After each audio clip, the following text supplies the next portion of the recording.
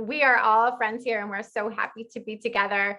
I wanted to start off with congratulating Brendan. A book birthday is a really important event. And I think I can speak for all of us when we say we are so proud of just being part of this process and here to talk about your book with you. So I wanted to invite you before we engage in lots of questions with one another here. We'd love to hear more from you in terms of how this panel was created and why this particular collection of people is here to chat with you this evening about the other talk. Yeah, thank you. Oh my gosh, I'm so excited. I am so grateful to be here. First of all, with all of you. It just feels so, I mean, we can't be together because of, circumstances, et cetera, but to be together in this way is just incredibly exciting and comforting and lovely. And I just love you all and admire you all. And I'm grateful that we're here all together to celebrate the publication of The Other Talk. This is a few more thanks that I want to add before we get started as well, because I think it's really important to say thank you to Michael Chin, who just introduced us, and to all the team at Books Are Magic. I also want to give a shout out to my agent, Rob Weisbach, and also to the whole SNS team and Caitlin Dewey in particular. I want to say quick thanks to all the people who have supported this book, who were early readers, friends. You probably can hear the sirens outside my window right now. Hey, we're in New York. What are you going to do? It's a lively place. Even though sirens are often a terrible thing, my toddler's always excited to hear them. So I think of them as cheers right now for all the wonderful people who supported this book, and and I hope that's not crass. And I just want to thank everyone else who showed up here tonight for this amazing conversation with these amazing folks who've joined us, and especially one more huge thanks to Jesse. I love you. But I want to answer your question, too, Kass, and to kick things off by saying there are a couple of reasons. One, as you already all know out there, I love these folks who are here tonight, and I admire these folks who are here tonight. And these are also friends of mine who are all a part of really important conversations. For me, one of the reasons why I wanted to write The Other Talk was I wanted it to participate in some relevant conversations about social justice and racial justice in our world today. And I think quite a bit about the team at We Need Diverse Books, right? And a special thanks to Caroline Richmond for really doing a lot of the work in the background to set this up. I think about how an organization like We Need Diverse Books has really been leading a conversation about racism in the book publishing industry, and in particular in Kidlit. And I think about Julia is part of a co-founding team of 4 co-founders with Tricia Abarvia, Dr. Lee Kimberly Parker, and Lorena Arman, who co-founded Disrupt Texts. And they too have been leading a conversation about education and curriculum building and how racism affects the educational community in general. One of the goals for The Other Talk is to participate in the conversations that leaders like all of you here tonight are already leading. One of the reasons to write the book is to try to create a book about what it means to listen to the leaders like yourselves who have been really calling for action. And what it means then for those of us who are white and are accustomed to, I think, a comfortability of entitlement, of not having to listen, what it means to come to terms with what we do then when we do begin to listen. So I hope that puts some of the context of this in the picture, because I think it's, no book is written on one's own, but in particular, this is a book that hopes to participate in the relevant conversations that leaders like yourselves have been leading for a long time. And I'm grateful for it and here to participate. Thank you so much, Brendan. I mean, it is beautiful. We have We Need Diverse Books co-founders in the house here. Like, this is one of the most important movements in children's and YA literature. It's been a part of my whole life as an educator. I remember seeing Ellen on stage and be like, oh, getting the butterflies. And we have Julia Torres here with Disrupt Text, the representative from this 4 just brilliant, incredible women. And So it is so important for us all to know here who are listening in tonight, like these women in particular have been profound for us educators who have been working to dismantle systemic racism that is so entrenched in our school systems. And we are so happy to be talking to Brendan here, who has really created this text, this catalyst for us all to think about how do we use this as a resource, not just in schools, but everywhere to begin or continue conversations around white advantages and entitlement. So I thought a really great way to kick off this conversation is to start with the title. So Brendan, this book is called The Other Talk, Reckoning with White Privilege. So there's so many loaded terms even within those just few words. Yeah. So open question for everyone here. First of all, I think it's important just to open up, like, what is the talk per se? And also, we could define like the talk, right? But there's also like myriad talks that exist amongst different racial groups and culturally, cultural differences too. And then there's some similarities in the mix as well. So let us just kick this off with, like, what is the talk? How is it different depending on which racial group you belong to, which cultures you're a part of, and how is it similar? What are some universal threads with the talk? So I'm going to throw that ball to all of you and open up our conversation. How are we going to do this? Everyone's being shy. On my screen, Ellen just pointed toward you. So okay, I'm so just then saying. I started talking like the teacher. I made eye contact with Kass anyway, so it's like I'm up. When I think of the talk, I think of my parents actually giving me two talks. One, be wary of police and boys, right? Because I am a young girl, I was a young girl and am a woman. There was this two-part sort of warning about, the police, of course, but also my mother used to always say, don't do anything that you wouldn't want your mother seeing, and also that you could never explain, right?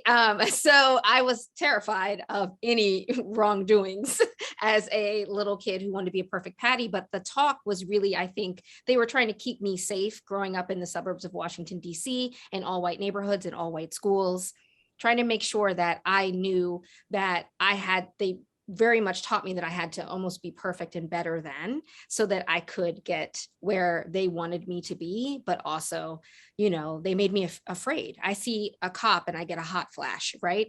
I see authority and I straighten up immediately and I lower my voice. Like, there are physical responses that I have from receiving that talk from my parents.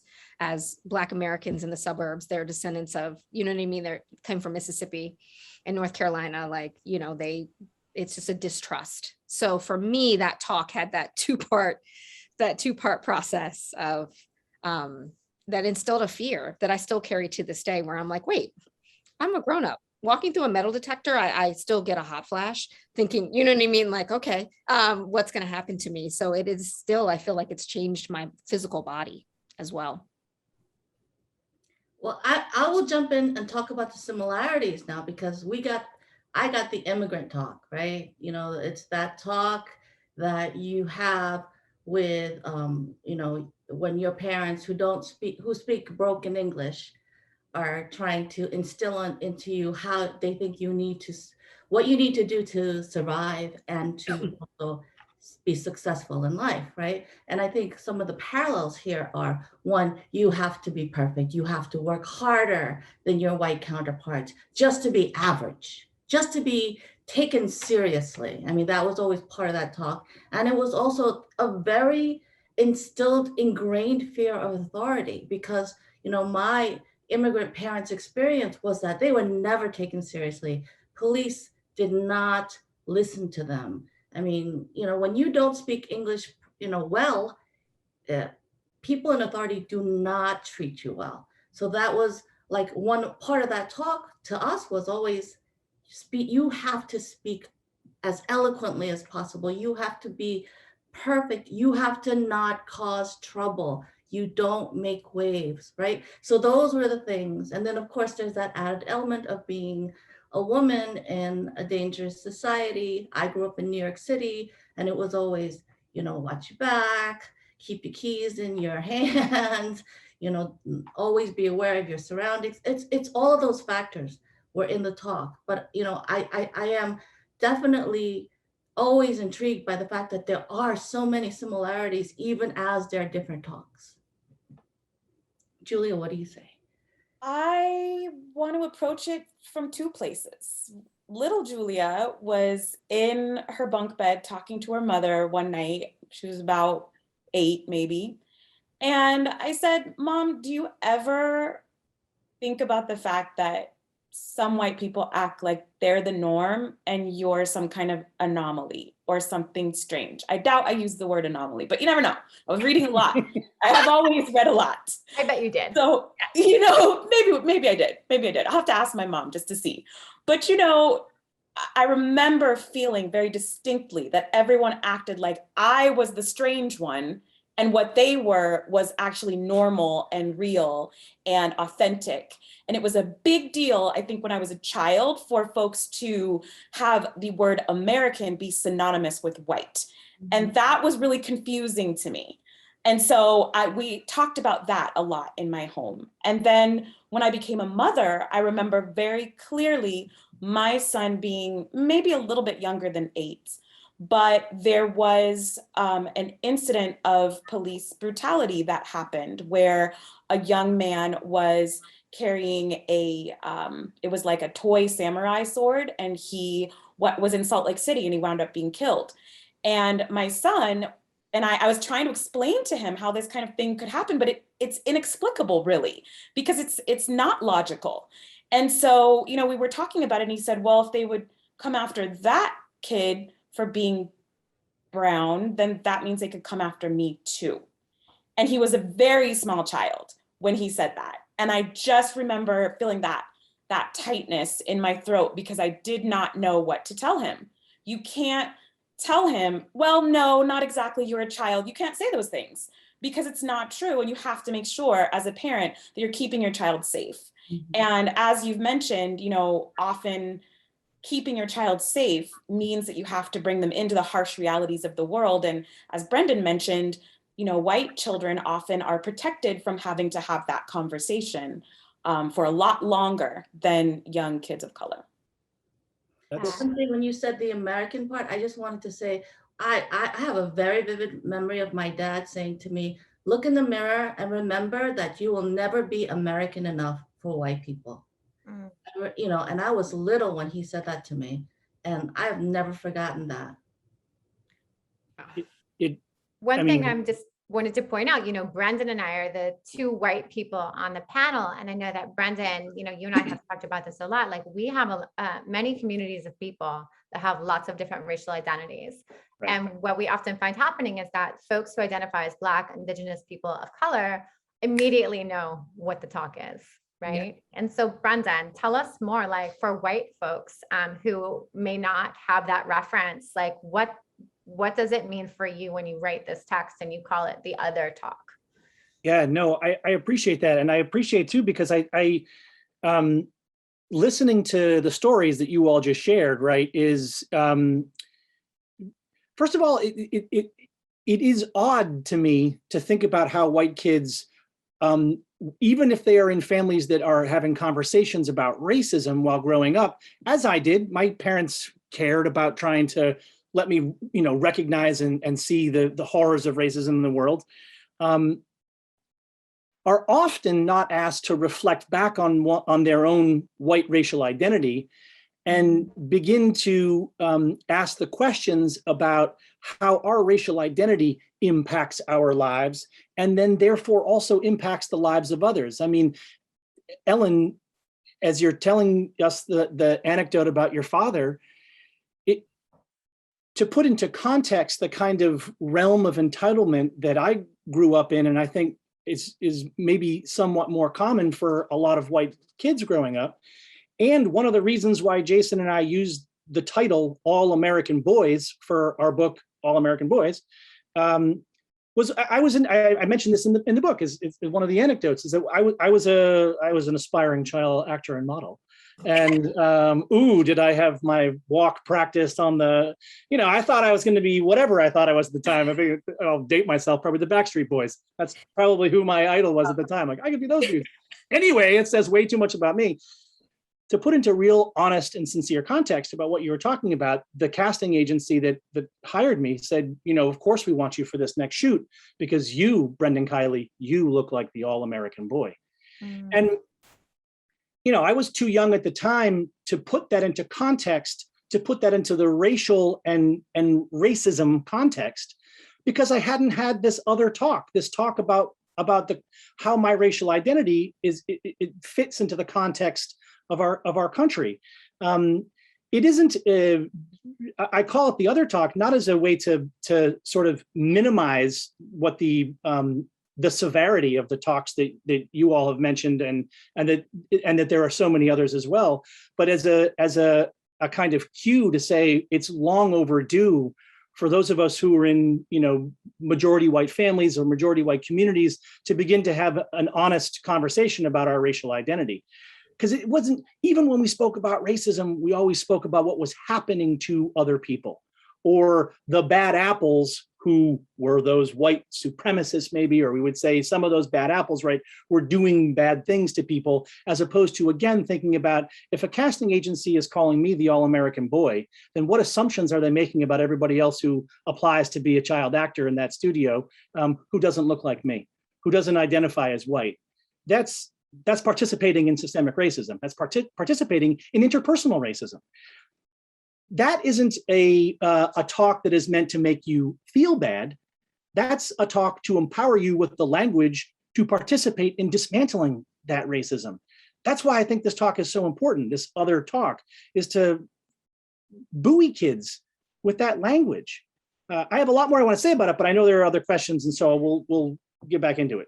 Yeah, well, on that note, right? So you have this new text called The Other Talk. And one of the things that all of us know here on this panel, and probably for lots of folks viewing this, is that there are so many books that have been published about racial identity, anti-racism, diversity, and inclusion. Last year, we saw an upswing of folks putting those books onto their library shelves. Like, this book is Anti-Racist by Tiffany Jewell comes to mind as very popular. Stamped, Ibram Kendi's young people's edition, Allies, that Julia Torres is recommending. I don't know this one, but coming out. So my question is, why is The Other Talk? And I want to talk to our book people over here, right? So Ellen, Dhonielle, and Julia. So why is The Other Talk different and an important addition to put in people's libraries at home and in school? We have all these other books that exist. Yeah, Julia, why please is The Other Talk special? Set the stage. Yes. Okay, so as a librarian over here, please get this book, get multiple copies, put it in the library. Absolutely. Now, I happen to be a librarian in a predominantly Black and Brown school community. So I might have one white student per day out of, several hundred come through the library. But when I was reading this book, and Brendan knows this because we talked about it, there were moments where it was really difficult. And I would say that young readers who are white and young readers who identify as Black, Indigenous, or other people of color are going to have very distinct experiences reading this book. So it's important for the adults to be equipped to have these conversations. And I know that Kass has prepared a guide for folks, so we can talk about that later. But I think that not only is it an important book to have for choice reading, it's important for book clubs, and it's important for folks to bring into the classroom. And, part of my thinking is about white racial identity development and what that looks like, and how if it begins earlier to incorporate ideas of allyship, accomplishment, and anti-racism, what a different world we might be living in here in 20, 30, 40 years, maybe even less, 10,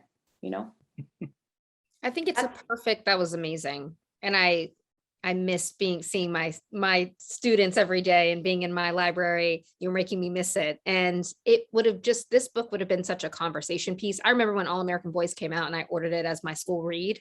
And I worked in all Black and brown community.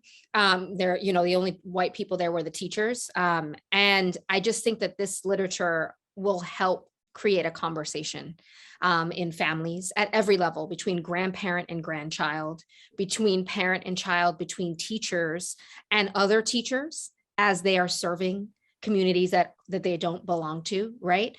Amongst peers. That's what it needs. That's what we need. That's what I think books are at their best. And this especially, Brendan he's honest. And that kind of honesty requires conversation. And that's why I think it's such an important sort of text that will inspire even all faculty reads, right? To sit down and really dive in so that you can become better instruments for your students and be honest with them, because so many children in this world get honesty showing up at their door very early in life, and other people get to hide, right? And this sort of pops that bubble in an expert way, because Brendan is extraordinary. It's Brendan. Yes. Yes. The Brendan fan club. Yes. Totally. I'm But just I think pinching your cheeks. Yeah, and Dhonielle, I love that. Oh, go ahead, Ellen. oh no, I was gonna say that Julie and Dhonielle make great answers, and I want to make a controversial one, right? Because a long time ago, there was a commercial. I don't know if you guys remember. It's like two white guys, they're talking in like a plane or no. And one guy says, well, my broker, E.F. Hutton. And then all the white people lean in and stop doing what they're doing to listen. And the tagline was, when E.F. Hutton talks, people listen, right? And I was really little when I saw that commercial, and I still remember it. And I remember thinking, wow, who is this really powerful white man that all these white people are listening to him?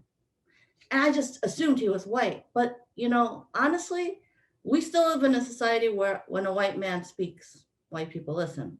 Yes. Right. And that's, I think this is what this book will do also. Mhm. So I think it's important to note, right? And so that you totally hit the nail on my next question, Ellen.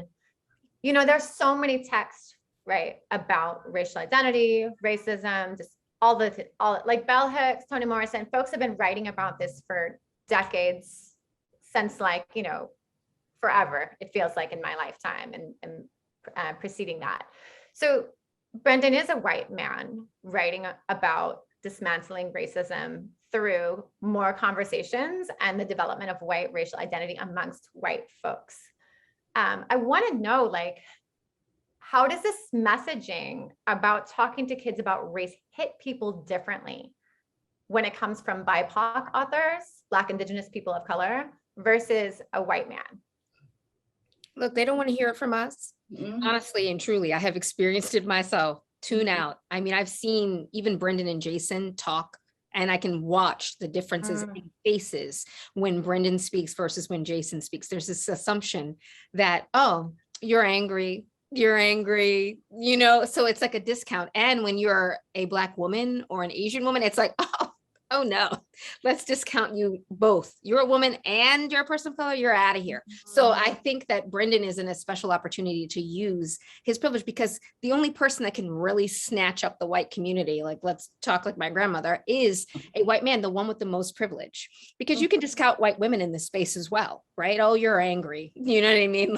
You don't have all the power. So Brendan is using his platform and writing uncomfortable things that will cause other white people to be very mad, very mad. When I was reading this book, I was like, oh, my friend, close your DMs, take your email offline, because they're coming with their anger, because, it's what happens. But I just think that he can, it's just like he's telling the truth.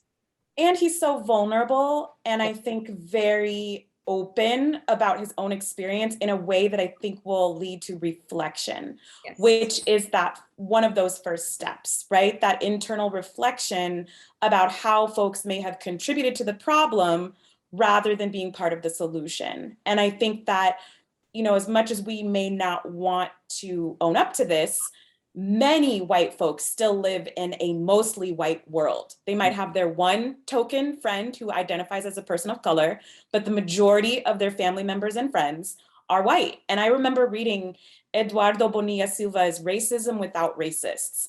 That book blew my mind because he surveys a lot of folks, and they were anonymous, I believe, but just got behind the door of, or the veil of secrecy, let's call it.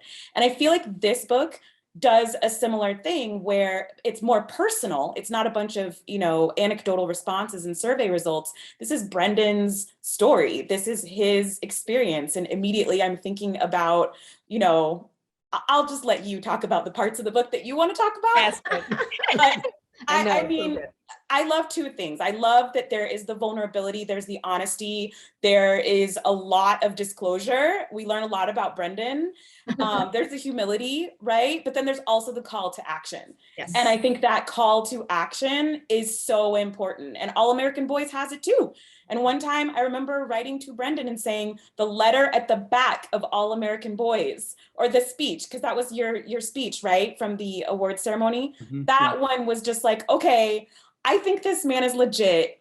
Let me see if he's very real. And then he Skyped into my library. You know, I mean, he's very legit. And I appreciate that, that openness, because that's something that kids really gravitate toward. They can tell when somebody's being disingenuous and inauthentic. And so this book is going to hit them in a place that it needs to, because it is exactly what you are, which is authentic.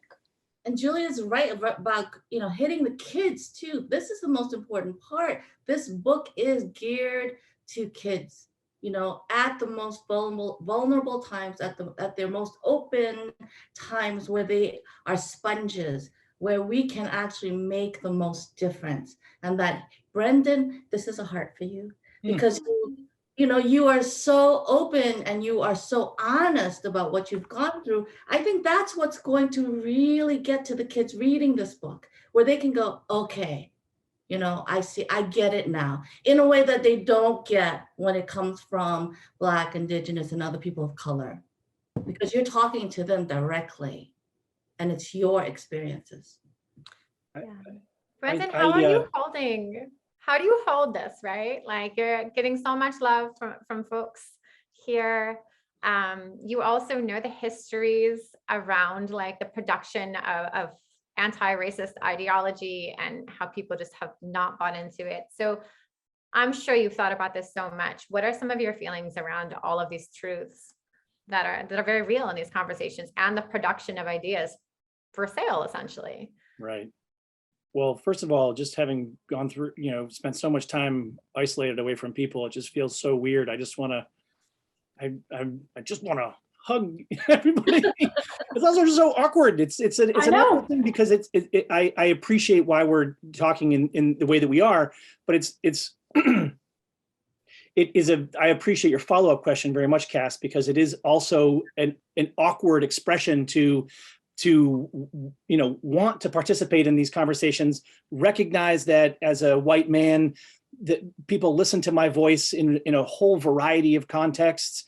I use the book, as you're mentioning, I tell many stories of my own life, and most of them show the buffoon that I am, but also not just for humor, or not just to show that, you know, oh, he made some mistakes, but to show how what might seem like a personal story, and the way that I would have once told a personal story about youthful antics, or an interaction with the police, or my walking into a hotel or a bank or an airport, or getting onto a plane, or my interactions with colleagues as an educator, or my how I got my jobs as an educator and in publishing, et cetera, et cetera, et cetera, are connected to a much broader system of systemic racism, institutional racism, structural racism.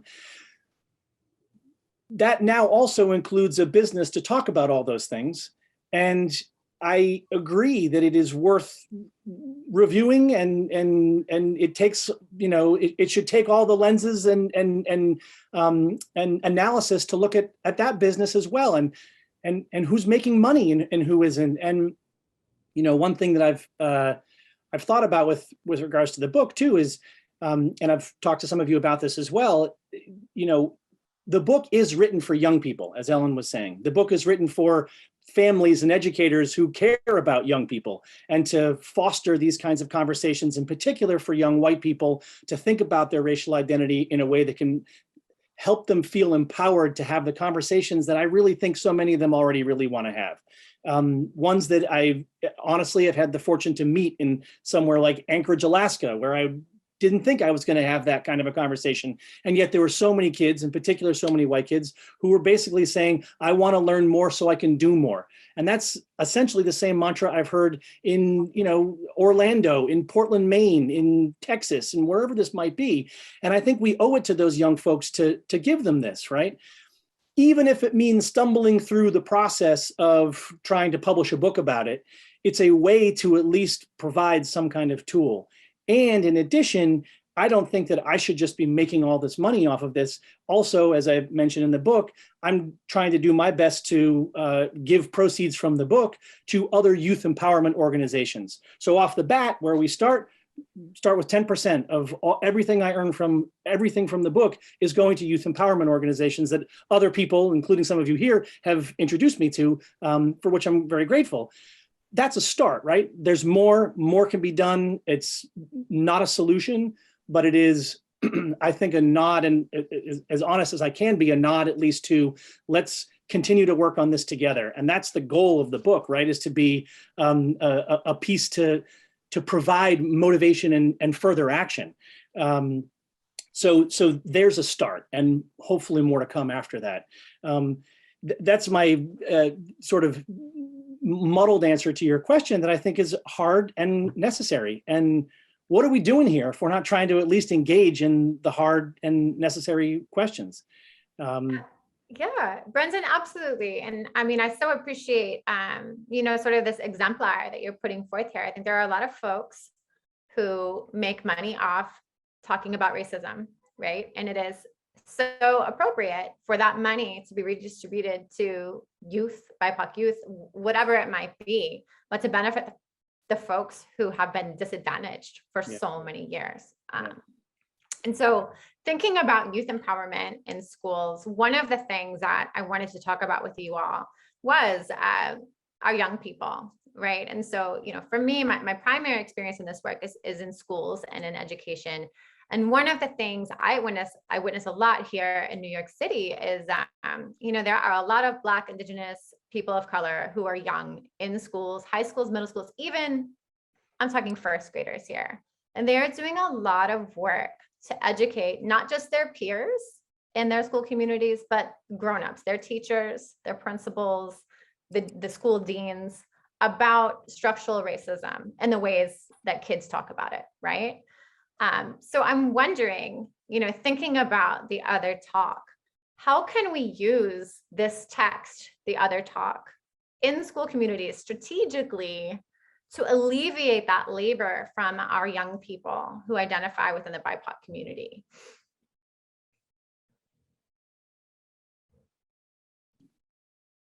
I know that's a really big question. I feel like it's like the most important one. Right? I think it's heavy, right? Because I remember getting to a certain point in the book where I had to put it down a couple of times because there's a chapter where you list a lot of the atrocities, especially genocide and, land grabbing and enslavement of people of African descent. And it's really intense. And I know that I appreciated reading it because I wanted to see your perspective, because my lived reality is so different. But it also made me get very angry. And so I think that school, as we know it, has been structured as a place where we don't often encourage folks to be productively angry or to have that righteous indignation that leads to change. And I think that we need to learn to do something about that. We need to help young people understand that rage at some of the decisions that have been made that have not only disenfranchised, but led to death and, as Dhonielle was mentioning, intergenerational trauma that has to be talked about, and not only talked about, But I do believe, I really do, I will never stop believing that young people can be, not that it should be all of their responsibility, right? But I feel like they can be part of the solution and a balm for us when we adults have screwed things up so badly. Not only the environment, but the, the world that they are living in, the emotional climate that they inhabit when they are in our school buildings. So I want to encourage any educators listening to really think about that. Where is the place for rage, for anger, for disagreement, for opposition within whatever school systems we have? Because there needs to be that too. I also feel like this book is the starter. It's the tinder, right? And I think it's on adults. Honestly, I know that this is for kids too, but if half of our population is trying to ban books that talk about race, or to boycott CRT and all of these things and threaten people, we can't have an honest conversation with our students, and our young people literally cannot do the work that needs to be done because adults cannot have a real conversation and be honest. And Brendan's book is like, this is a piece of honesty, whether or not you want to hear it or not. These are the facts. This is the reals. That list is real. There is no fake news here. And I think that that's why it's important for adults to do this work, so that our young people can be free to grow into these roles, to become the next generation of, legislators and judges and, all of these people who make big decisions. But they won't be able to do that if we don't tell the truth. And if white people live in, live in the dark and make up lies about what happened, we're going to be in big trouble. This is the starter, right? It's where we have to have those uncomfortable conversations. We always talk about that. Like, a lot of white parents are very protective of their kids because they don't want them to feel uncomfortable or guilty. I mean, I hear that all the time. The guilty word. Ridiculous, right? I mean, this is not about guilt. Let's be honest. This is truth. And these are actual things that, Black, Indigenous, other people of color live with. Who's protecting them? Who's telling them, oh, we don't want you to feel bad about this. We don't want you to have to deal with uncomfortable conversations. They don't get that luxury. They don't have that privilege. They live it, right? So we have to have uncomfortable conversations. This is the starting place. But I really hope, you guys all know, you get into a room with kids and they want to start talking, they will go off. They will be honest. They will have brutal, honest conversations. But we need to have the right people leading those conversations in those classrooms too. We need educators to read the book and be, and embrace it also and teach it truthfully, because there is a disinformation campaign going on. There's a lot of hate and misinformation.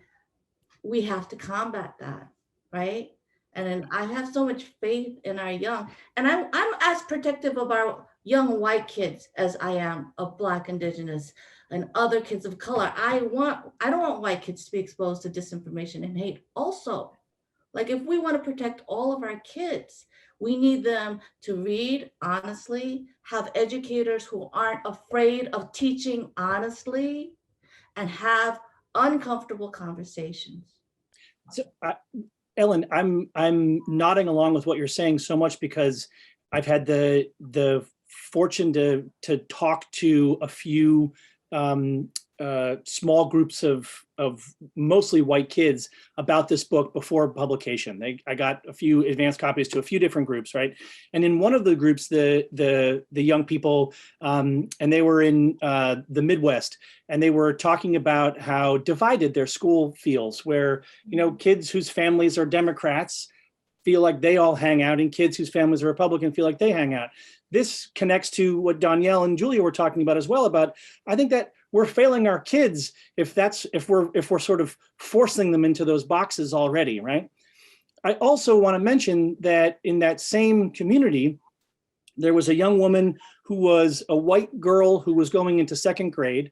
There was an article about, some of the reaction to CRT, and there was some of the reaction to anti-racist training in the schools, and a reaction to this girl who had just finished second grade, young white girl, spoke about, to the point about feeling guilty, learning about all of this racism was hard. It made me feel bad, but it made me want to learn more so that I could do more. If our young people are telling us this, and I would say most young people, and in addition, if young white people are saying, give me the language and the knowledge so that I can be part of that solution that Julia was talking about before, then we need to give it to them. We need to provide them with that language so that they can have a conversation together instead of talking across each other all the time. And many, I think, to be quite honest, I think many of the young white kids that I've met are earnest. They want to do something, but they don't know how, and they're afraid. And there are too many adults around them who are also afraid and aren't providing them with the language and the. I know this sounds awkward for what we're talking about because of the gravity of the situation, but I still think it's important to empower these kids with the opportunity to participate, and giving them the language is the start. I think that's the hope, at least, with the book. There are many adults who are more afraid of being called a racist or owning that label. They're more afraid of that than they are of actually not being racist, you know? And I think, if I said that correctly, I think what I'm trying to vocalize is that there are folks who really walk around protecting that veil of secrecy that we were talking about earlier. And I think that one of the things that's so important, there's so many important things about this book and about this talk, but one of the things that I found to be so important is that you pull back that curtain and say, you know, here I am, and I'm just going to be really honest with you about the times when I have been racially violent, and the times when I have been emotionally violent, and the times when I have not been an accomplice. And that's important too, because so many young people, but just people in general, and I think this is something of an American thing, they operate in a world where they feel like their experience is the only experience, and their experience is, you know, sort of I'm in my own little bubble. So they don't understand necessarily that there are lots of other white people who are struggling with these same things. And I'm not going to speak as a white person because I'm not that, and I don't know. But I will tell y'all that, you know, one of the things that the white kids that I have taught have vocalized is that there's a lot of shame there. There's a lot of, you know, not really understanding how to be accountable. What does that mean to be accountable for things that generations of folks have done for hundreds of years? And you share those identity markers, and you were born into that state of privilege or of existence. So what does that mean for you as an individual? And I think that you address those things in a way that I have not seen done in other works. There's a lot of books I have not read, but I am very happy that you've done what you've done in this one. Yeah, and to piggyback on what Julia's saying is, I actually hope that white educators that might be scared, right, because they're fearing for their jobs. I mean, people are actually scared of losing their jobs because of what's happening out there. But I hope that your book, as written by a white male, can be a tool for them, can be a defense for them, where they can go, look, here's a book written by a white male author, you know, as to why it's important.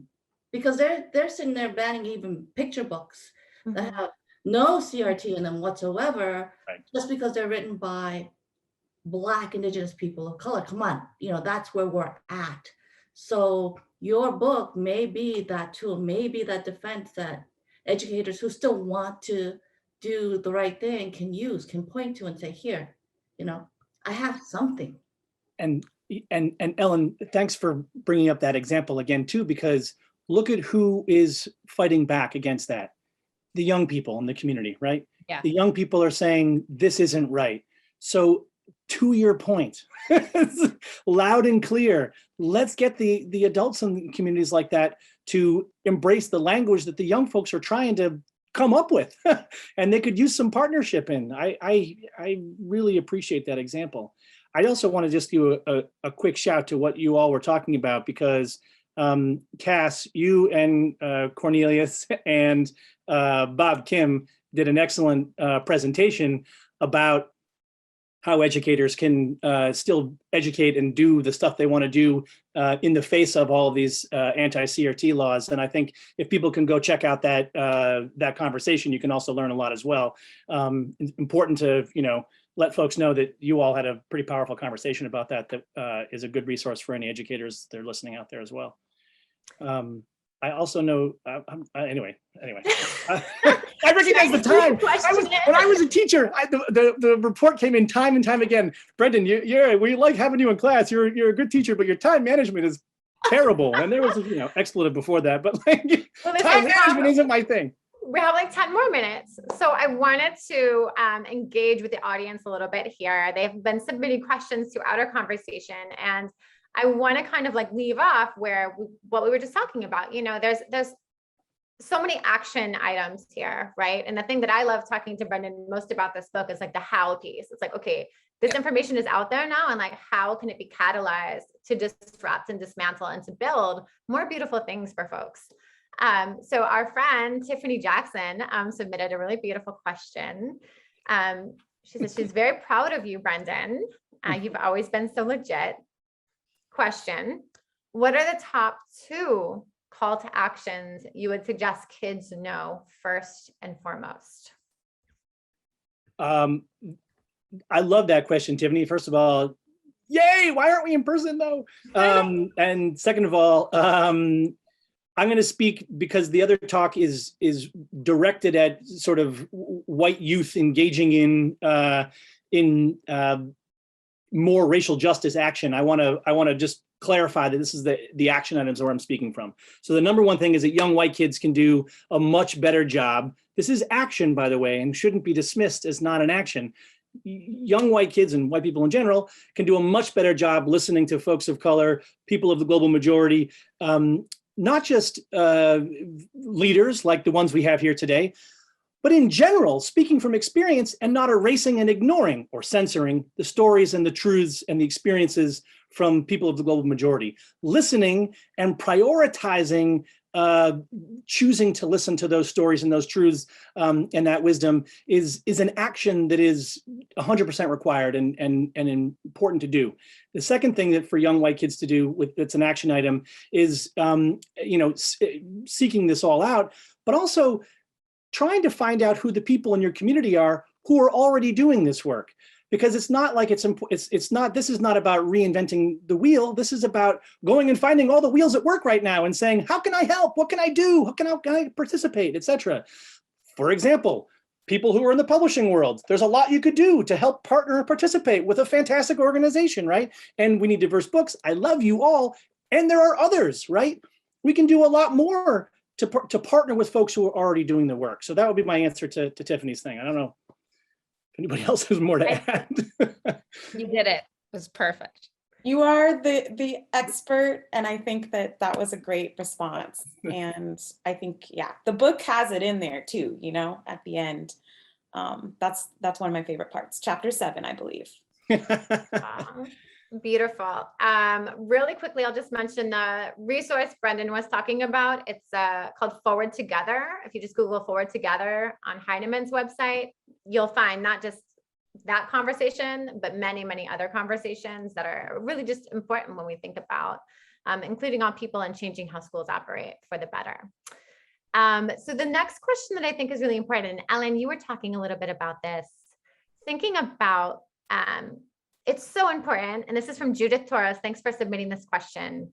She says, I agree that kids want to have honest conversations about racism. My concern is, as a longtime educator, that the challenge is finding adults that have the skills to facilitate these conversations well. That's a whole word. Yes. Yeah, that is a whole word. Yes. So open to everyone, Dhonielle, if you want to speak. No, I've just seen people fumble this conversation in front of children, and it's just cringe. I feel like, the hot flash. So yeah, I just have seen it gone wrong.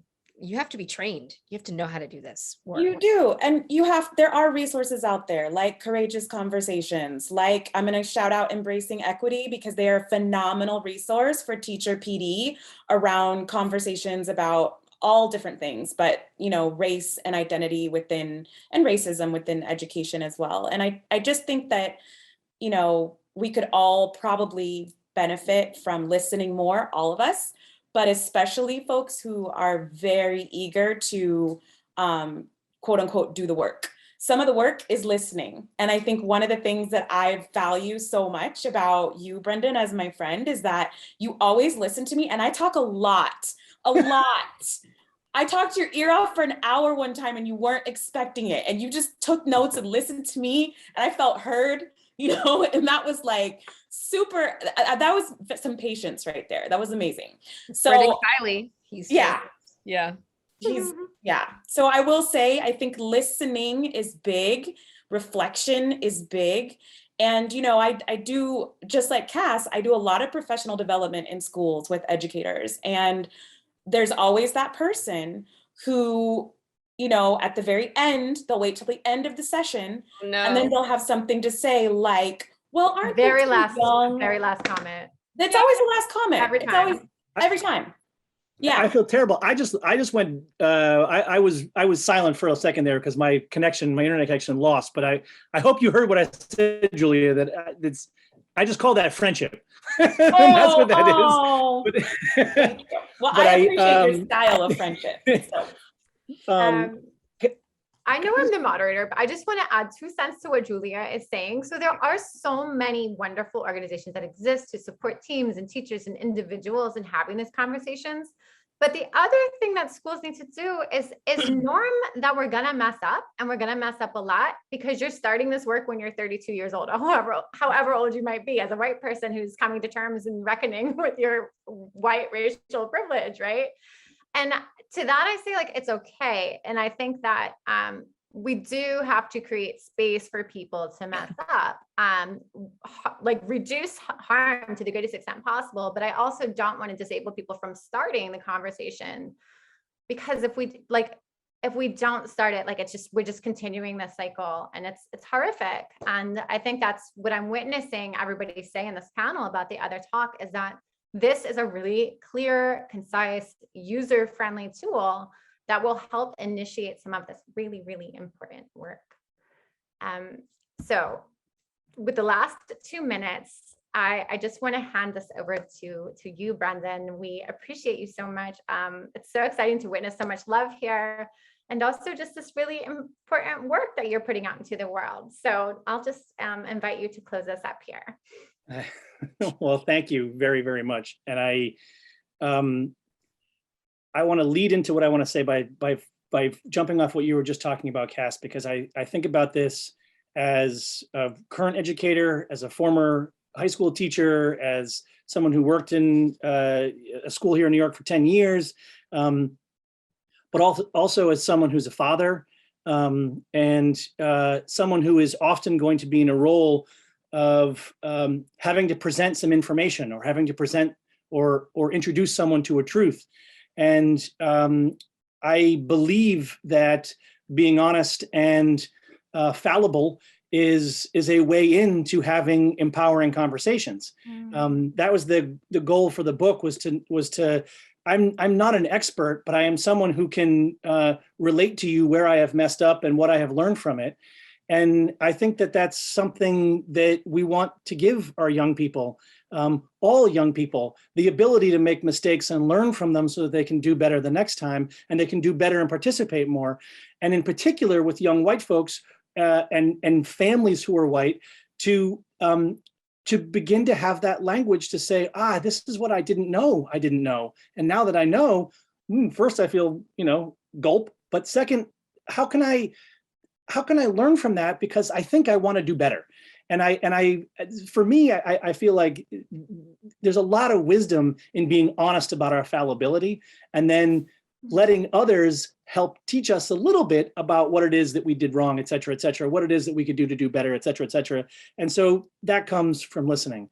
And I just want to end by saying there's no action more important after reading this book than going out and listening to folks who have been having this conversation for a whole lot longer than I have. And I'm grateful to be invited to be a part of it. I heard that call to action from too many people I loved not to respond, but there are folks who've been clamoring for years.